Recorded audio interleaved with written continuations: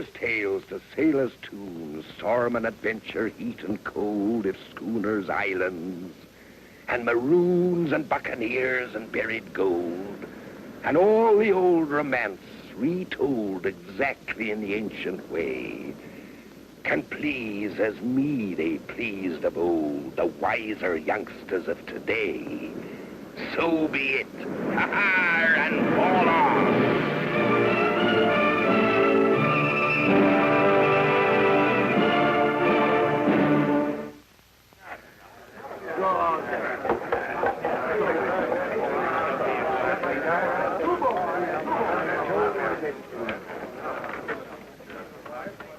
Where's Jim?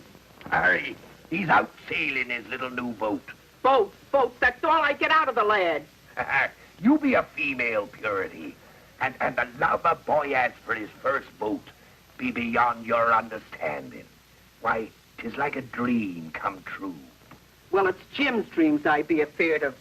Since the day you give him that sloop, the lad's not been himself anymore. Aye, he be Christopher Columbus, watching America loom up through the mist. He be Drake, singeing the beard of the King of Spain.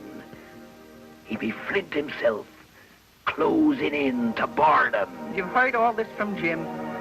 No. I were once a lad myself, too. And never grew up. Men be no better than children. Where'd they be without women to anchor them to earth? Now, don't tell me that women don't have dreams, too. They have dreams, different dreams, quite different, like marriage. Well, I think I'd better be going. And a little home and babies, practical dreaming. Well, now, don't you worry about Jim. There'd be no better schoolmaster than being master at your own helm. Meaning what by that last? Meaning that you keep him tied too close to your apron strings. Why, that little boat, it'll make a man of him. That remains to be seen.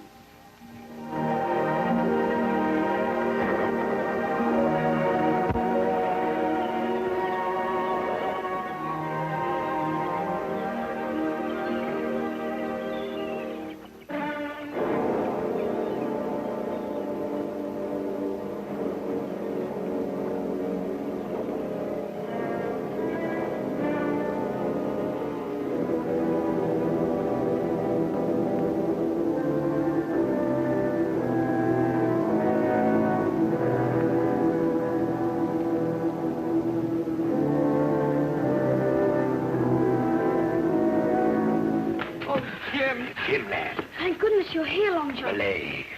I'm sorry I'm so late, Miss Purity. You'll be a lot more sorrier when I get through with you. Go to your room. But I can explain, Miss Purity. Now, Miss Purity's been anxious about you. You'd best be careful now, or you'll be losing your new boat. But I'm trying to tell you, I was keeping my promise and sailing close inshore when I found a bay. The sun was going down, so I decided to sail home. I told you, go to your room. Please, listen. You'd better make it good, lad. But this really happened. I sighted a ship. She was anchored in the bay. I sailed up close and gave them a call, but no one answered. Well? Everything was still. Awfully still, Miss Purity. There was a queer kind of quiet about the ship. It scared me. Nothing stirred aboard her save the flag. It was the Union Jack. I made the sloop fast and boarded her. Don't try to wiggle out of trouble with a yarn like this. But it's the truth, Miss Purity. It was truly a ship of dead men. You'll never sleep with these foolish notions. I told you his dreams had turned sour on him. You best go to bed, lad, and sleep it off. I'll have more to say to you tomorrow about your boat. But the crew are all slain. You've got to believe me. Come along. Her name was Rachel, bound from Liverpool. Here, hold on. There'll be a ship named the Rachel heading for Portobello. How do you know? It be common talk down at the harbor. Common talk. I never heard the talk, Miss Purity. I swear I didn't. I never heard the name Rachel before today. It ain't like you to lie to me, Jim lad. I'm not. I give you my word of honor. We'll settle this right now with the harbor master. But Jim's had no supper yet. I couldn't eat, Miss Purity. When I think of those poor dead sailors... Well, I'll go fetch a warm jacket. Now, don't you worry, Jim. We'll straighten this out. I promise you.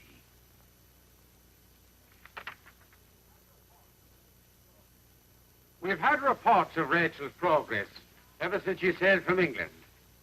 The last was off the coast of Bermuda. She was right on schedule. When did she do here in Portobello? A week from yesterday. Nearly a week? What's it to ye, Silver? What would you say if I told the harbour master that the Rachel was sighted this very afternoon in a bay not 5 miles from here? I'd say ye were a liar, which is no news in Portobello.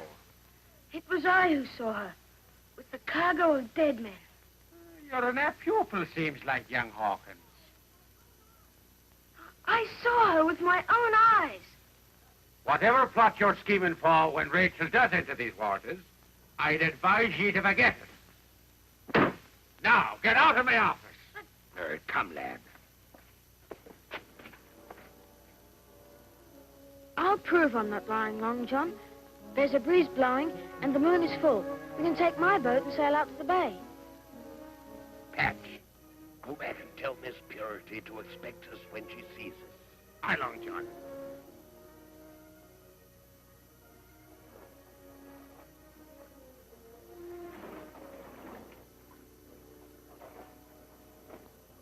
She was here. I remember that headland. This is the bay. And the ghost ship? She was real. Ah, like the Flying Dutchman.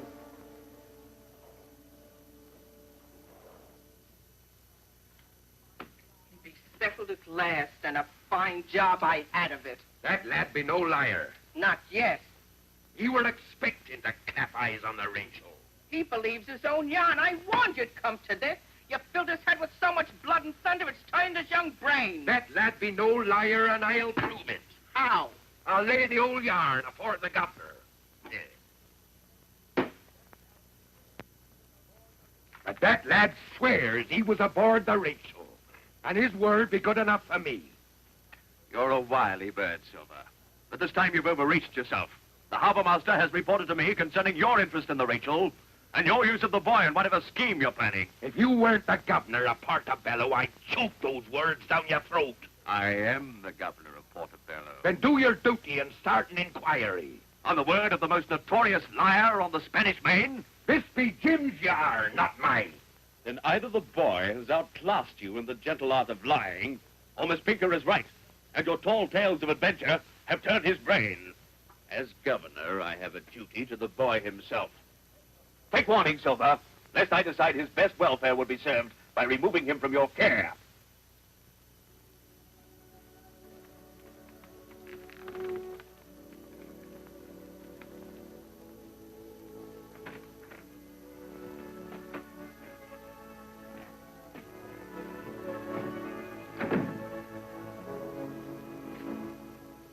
Miss Purity's forbidden me to sail my boat. Oh, please, Long John, can't you persuade her? Last night, Jim, I laid your story before Governor Strong himself. You'll lose more than your boat if you keeps up these lies. He'll take you away from us. Long John. It might be best for you at that.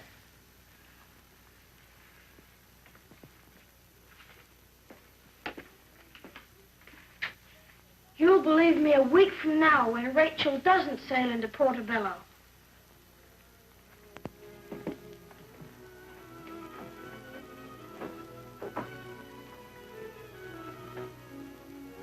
Go through the wine cellar, Iron Hand, and make a list of things we're running short of. Aye, Miss Purity.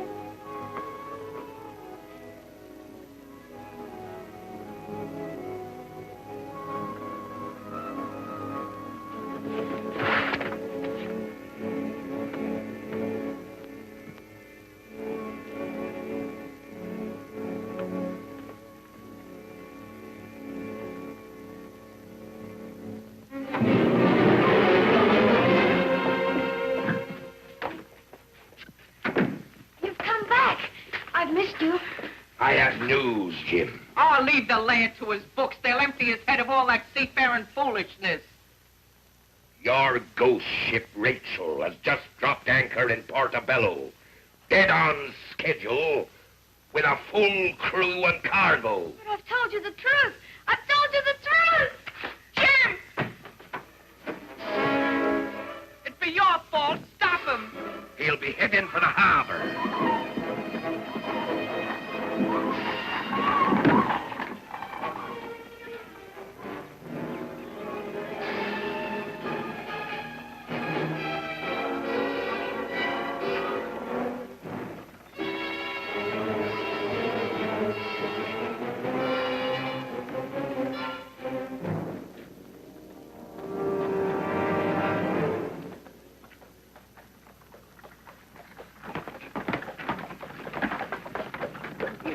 Get me the governor's carriage. Oh? He mustn't see you. You get out of sight. Right. Do as you're told now, you young swab.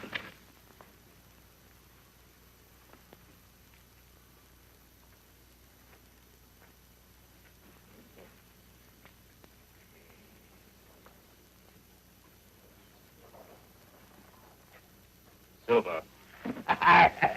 'Tis a fine morning, Governor. Still interested in the Rachel, I see. She's a trim little craft and speedy. But not so speedy as you would lead me to believe. Oh, young Jimmy was just jesting. And I swallowed his yarn hook, line, and sinker. There's more in all this than meets the eye, Silver. Stay away from these docks until the Rachel sails, understand?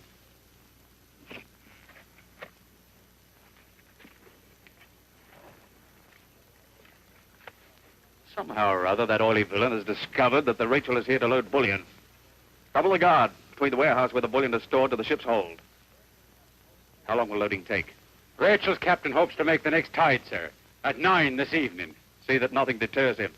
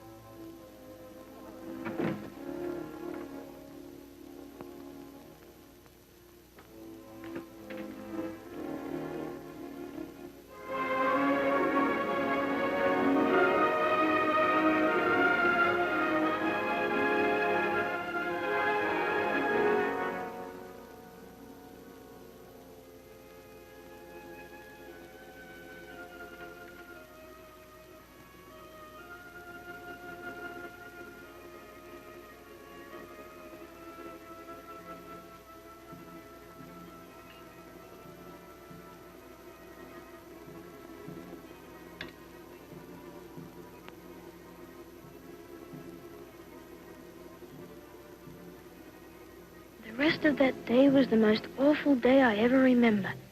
I was disgraced before everyone. I almost stopped believing in myself. I wondered if I had imagined it all. But then I knew I hadn't. The dead sailors I saw on the deck, that was real. And yet, Rachel was in port, right on schedule. The dead men were all alive again. How could it be so? At last I made up my mind that there was only one way.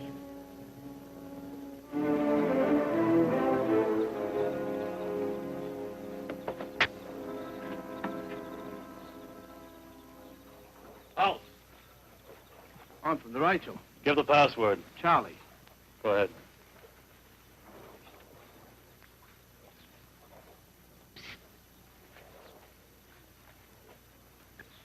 I'm cabin boy from the Rachel. Password. Charlie. All right.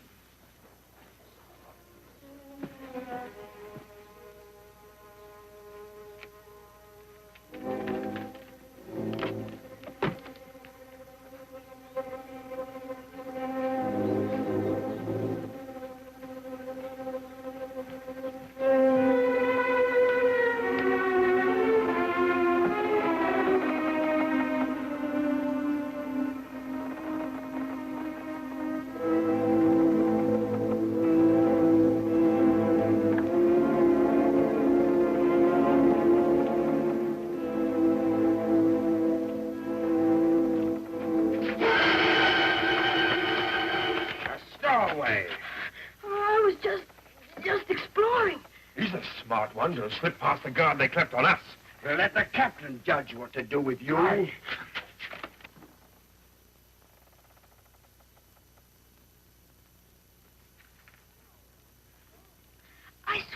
was just exploring the ship, Captain. You like the sea, huh? We'll soon be seeing it at close quarters. We don't take any chances, shipmates. We haul him along with us and dump him in the open sea.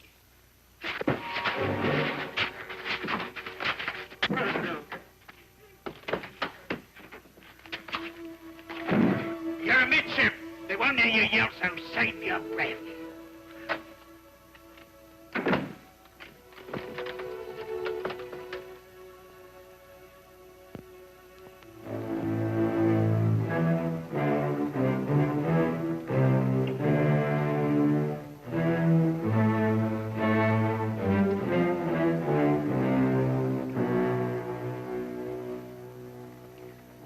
I knew now that I was right about the Rachel. How dead men could come alive, I didn't know. But somehow they had. I wasn't a liar, and I hadn't disgraced Miss Purity and Long John. But they would never know it. They'd think I had fled like a coward. I should be thrown overboard and drowned. I should die. And they would never know the truth.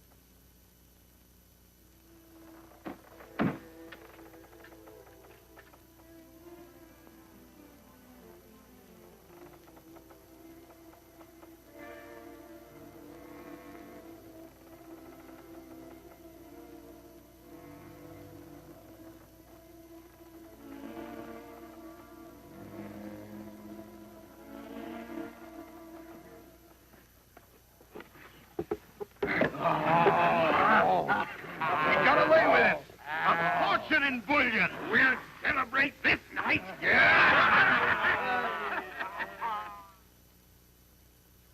I don't know what to think. I suppose it'd be all my fault.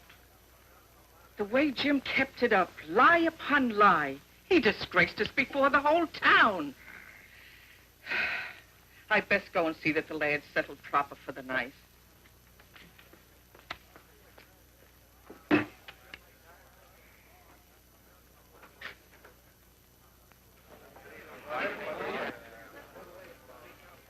Silver, His Excellency the Governor demands your presence immediately. What be the charge? Long John! Jim's gone! He be gone! He's run away! He'll be aboard the Rachel for certain. Word has reached the governor of a survivor from the Rachel found on another island. A survivor? He swears the Rachel was pursued for days by an unnamed pirate vessel. She raced for Portobello but was overtaken and boarded. The crew was slain. Then Jim spoke the truth! This one man, thrown overboard for dead, revived. Here, never mind that. The Rachel has 2 hours start and Jim's aboard. Crew of the faithful. We have work to do. Now listen.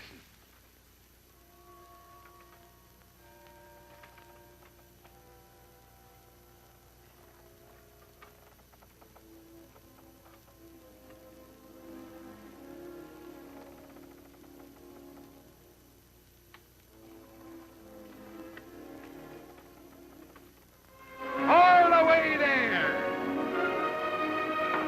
Long John, the governor has dispatched his speediest man of war, but we lack information as to Rachel's course. Well, tell him to follow his nose, the same as I shall. Clap on all the sail we have.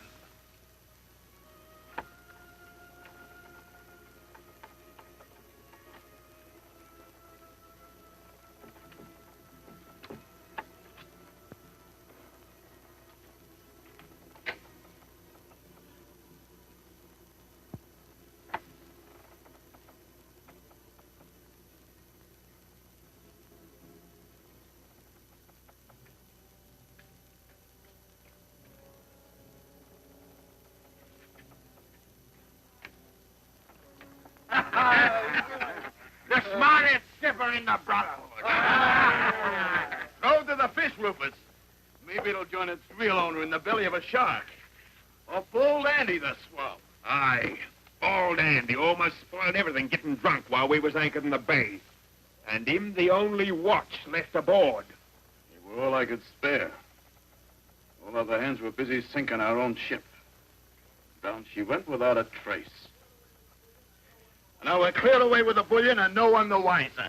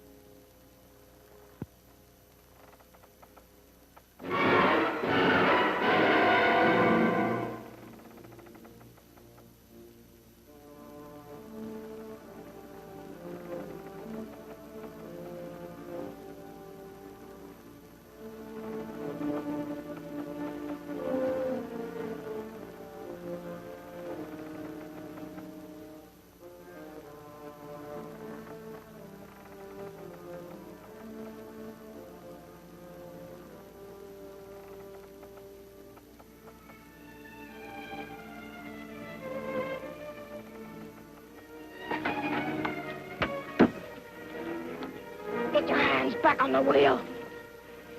Head back to Portobello. I'll kill you if you don't. Your mates are all drunk. They can't help you. I promise you a free pardon in the name of Governor Strong.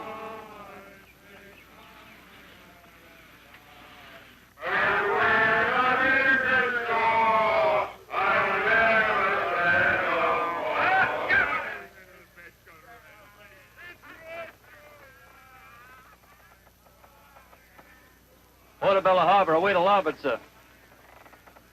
Head for the shore and run her aground. Run her aground.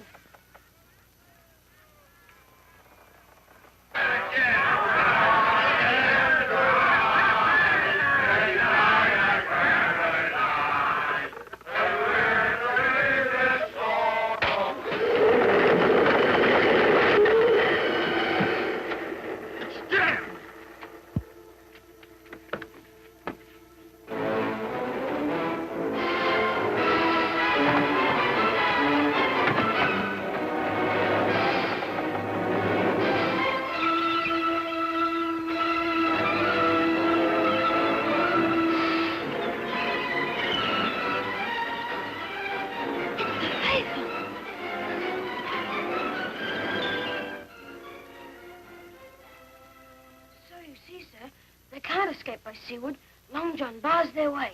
Close off their escape route by land. Yes, Your Excellency. Sir, the helmsman. I gave him my word he would go free.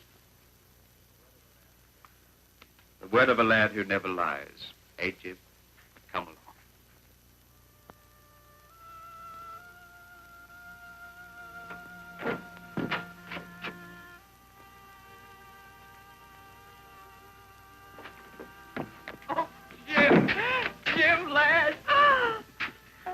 The lad is a hero, Miss Pinker. Oh, he be safe. That's all that matters. To be sure you're a hero. You've earned the gratitude of Portobello and my deepest apologies. And mine, too. May I sail my boat again, Miss Purity?